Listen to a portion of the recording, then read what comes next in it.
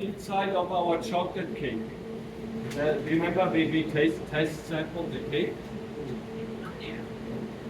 So that's the Yuzu we're making. It's a creamy. Okay? The creamy goes inside. So I have, you're gonna use these little ones. Make sure you use the small ones. And then there's big ones here. We have these big ones.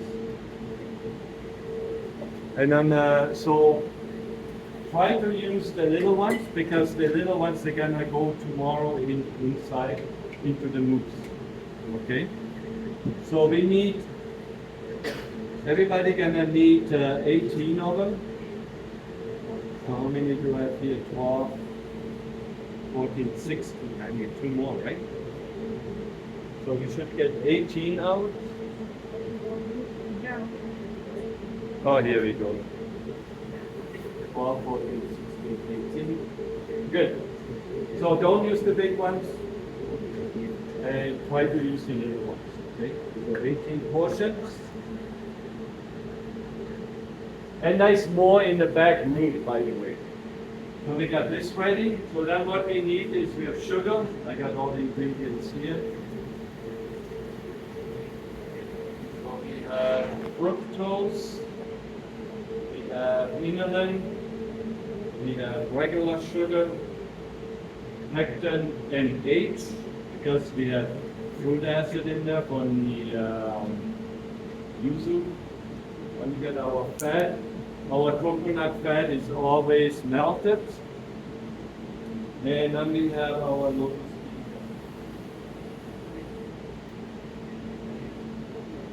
Let me get another bowl like this. Okay.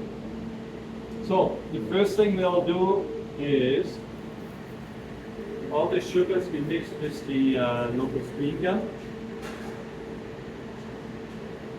So we have sugars,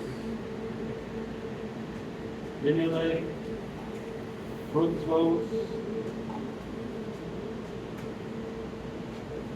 pectin, and locust bean gum. Now we're gonna mix all these together. In the meantime, you put the water and so we cook it to 45. So this is, you're gonna find this is always the same. Can you do me a favor? Can you check this? Let me know when it's 45. So you're gonna see that with a lot of fillings, with a lot of things we're gonna do with our recipes. We bring the base always up to 45 before we put our sugars in, inulin, locust bean gum, and pectin. The reason is you mix it really well. At 45 degrees, you have a lesser chance for any of these ingredients to clump up in the liquid. If you put it in a cold liquid, you have a much better chance that your pectin and your locust bean gum clumps up. Once you get clumps and lumps, you don't get them out. Okay? So that's gonna be super important for you. That we bring it, we work with these temperatures. Okay? So usually it goes fairly quick. Whisk.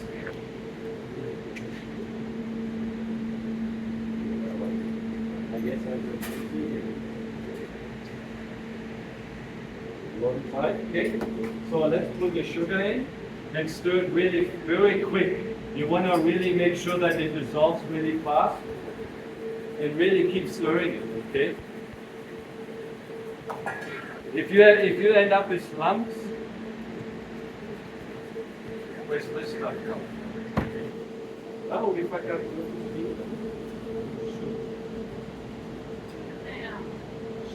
All right, just stir it really fast. Go very fast. That was a bad good example. Bad.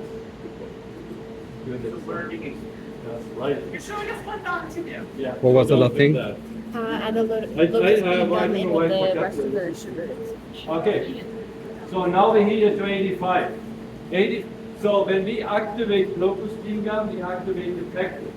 What is the activation temperature of pectin? Remember the chart I showed you? Does anybody remember?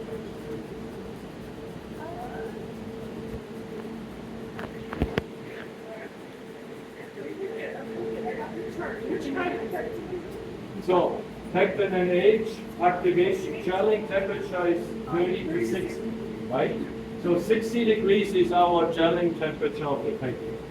And it's actually the same temperature for the locus meter water. That's why we bring it to 85. We want to make sure, just to be safe, that all ingredients are activated. That's why the number is important. And these temperatures, you're going to find they repeat themselves through a lot of the recipes we do in the next couple of weeks. Okay? So just keep that in mind. The pectins are very important thing. So, let's move this stuff in there.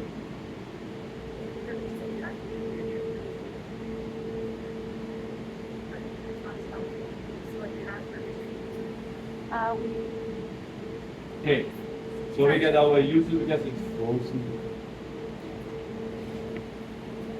So we're gonna bring it all up to 85, and then I have the coconut fat, which it goes in afterwards, and we're gonna blend it in with the immersion blender again because it's fat, right?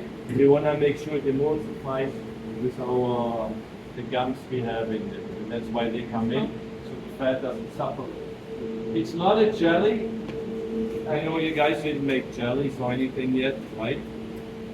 Jellies usually they're really firm in the dense, right? And this is a creamy, it's not a jelly, because it actually stays creamy. When you eat the chocolate mousse, the idea is it's creamy. Alright? That's why we call it a creamy, not a jelly. And that's why fat is important. It adds a little bit creaminess to it, right? And it balances the flavor nicely. Make sense? Teacher. Alright, so we got that. Almost there. We never want to cook yuzu or any of these fruit purees because they change the flavors.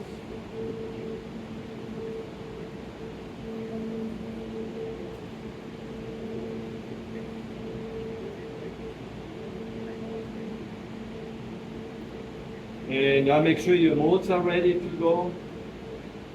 How's it going there? How much time is that going to take?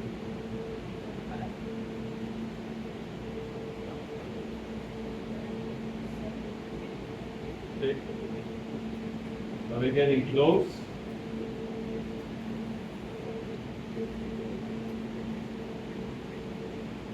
Anybody has a question about the creamy? When did you put in the yuzu? Like at a certain temperature or? Let the puree after the sugar mixture is in, and then we heat everything to 85. So you make sure the sugar is dissolved everything, and then you put the puree.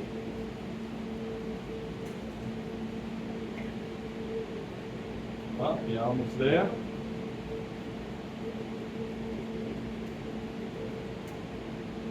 Okay, put the liquid in here. Looking good. Then we're gonna put our melted coconut fat into there, and then we use the immersion blender again. Because otherwise we don't get it's very difficult to incorporate the fat into the mixture, right?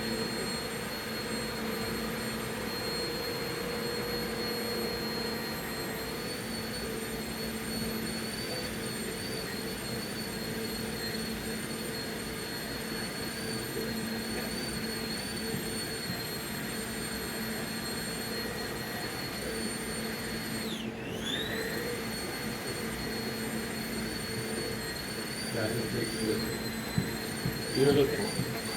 Looking good. See, again, it looks really nice and smooth, right?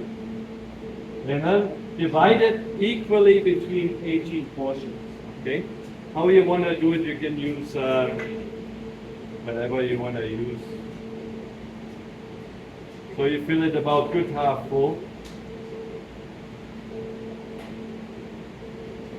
How is the cake? Let me check the cake for a second. It was more than 10 minutes. Here. Okay. I don't know if they said Tyler or not. Cake came out perfect. Good. No cracks. Good. Nice. You guys can look at it afterwards. And then we do the same thing. Once you did all your cake and you did all your creamies, then the chef of the day collects it and put everything in the shop freezer. So fill it half full. So you can do this. While you're doing this, I'm gonna cut all this.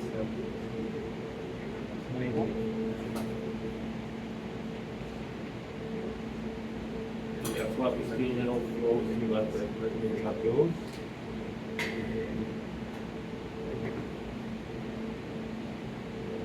You probably need to defrost them a little longer.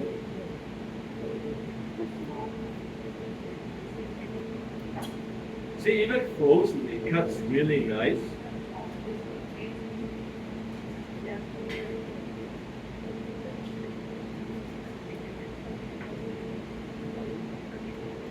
I have no idea spoons.